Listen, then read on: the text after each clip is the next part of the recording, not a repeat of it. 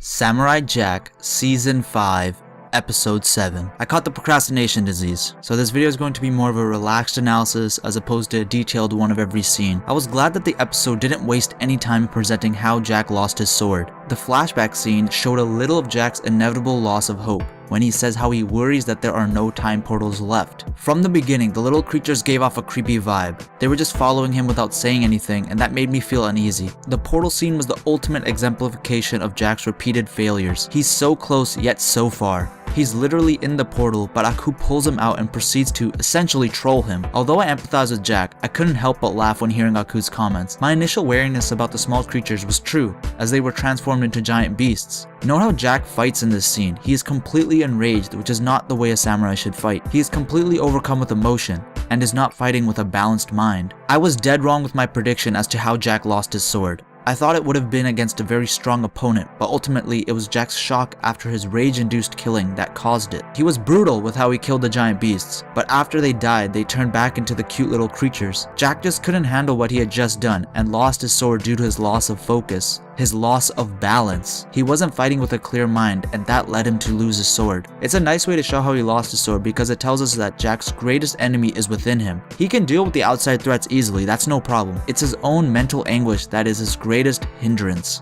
I love the scene of Ashi and Jack going down into the pit. The music and the visuals made it seem bottomless, especially when you look at the fact that they had to rest before descending further. When they are unable to find it, Jack says that he didn't lose the sword, but the sword left him. It makes sense, since it is a magical sword after all. So at this point, it seems that Ashi has no role in helping Jack reclaim his sword, as he has to find it himself through a vision quest, but she gets the responsibility to protect Jack as an army approaches them. As Jack meditates, he arrives at a beautiful location. Seriously, the music and the visuals looked amazing. The fact that there's no dialogue or complex things happening means that we as viewers can relax and enjoy the scene. We end up feeling a little at peace while watching it. At least I did. Honestly, if there's a chance to buy the OST, even if it's just Season 5, I would not hesitate to buy it. In previous episodes, it's proven that Ashi and the rest of the daughters fight better in groups as opposed to fighting on their own, but the army is pretty much composed of fodder, and Ashi is able to quickly defeat them. The fact that she's not using any weapons is even more amazing. Just her fists, and her scene is definitely a fierce one. It just makes me imagine how much Jack can do with just using his fists. I love the transitions from her brutal fighting scenes to Jack peacefully making tea. It's such an easy process for him that he's able to make it with his eyes closed. Ashi comes face to face with her head trainer. Note how this is similar to Jack. In the previous episode, Jack was face to face with the warriors of the past. It wasn't just that one warrior showing up for a brief amount of time. Ashi refers to her head trainer as Mother, and now she is standing in front of her in the flesh. She is not a hallucination like she was when Ashi and Jack were on that island. The fight was amazing. The head trainer repeatedly tries to mess with Ashi and says that she is helping the person who killed her family. But luckily, Ashi has a stronger mind and is able to rightfully claim that it was the head trainer who killed them. She was the one who made them into killing machines. In a great presentation, it was the head trainer that brought about her own death, for she was killed by one of the arrows she previously shot towards Jack. Jack's tea tastes terrible, and it was rather funny to watch. Jack's tea making exemplifies his mentality. They both lack balance. Jack's anger is personified in another being. He has to eradicate that in order to achieve balance. Again, Jack's anger is what caused him to lose the sword. He finally achieves balance and regains his sword in a very cool scene. Note how Jack was never actually chosen to wield the sword. It was simply passed down to him by his father, so any doubts about Jack being worthy to wield the sword is now gone. He has proven himself worthy, and the sword is given back to him. What can I say? Another great episode. I'm looking forward to when Scaramouche finally tells Aku that Jack lost his sword, which will bring Aku out of hiding. But it's going to be a very comedic scene when Aku confronts Jack,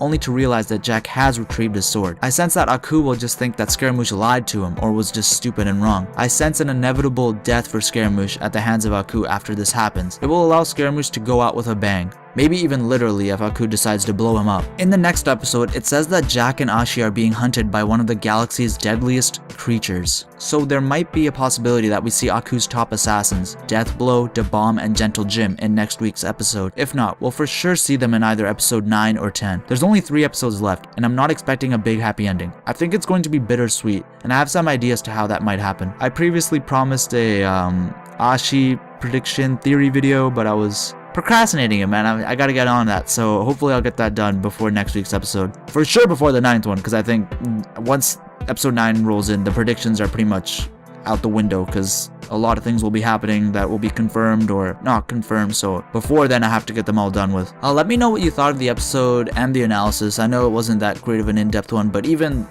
looking back in hindsight, it doesn't seem like there was really much to analyze, and it does waste a lot of time to screenshot while watching and have to compose it all into video. It's a really meticulous process and not a really enjoyable one. It's kind of odd. It's kind of like a black and white situation where I look forward to Samurai Jack on Saturdays, but then I think, man, it's gonna take a while to compile the pictures and make the video. So this may be the way I make them in the future. I don't think the visuals matter much in my videos. I think it more has to do with what I'm saying. I just like having the visuals there because I think it adds more to the entertainment of the video, or just how interesting it is. I know at least for myself it's not that great watching video with just one picture on it, so I might change it later on, but for this video it was like that. So I apologize if you were expecting all these great images from the story, or should I say the episode, but whatever. This is why I write a script, people. I can't speak off the top of my head. I'm too stupid for that. Yeah, so let me know what you thought of the episode and the analysis. Next week, middle of the next week. This week? It's this week now. Sunday is the beginning of the week. So maybe Wednesday, Thursday, Friday, I'll get my prediction video out. One of them with regards to Ashi and the past and all that nonsense. So hopefully I don't make myself out to be a really stupid person and I actually have an intelligent prediction. So yeah, thanks for watching, and I'll see y'all on the flip side.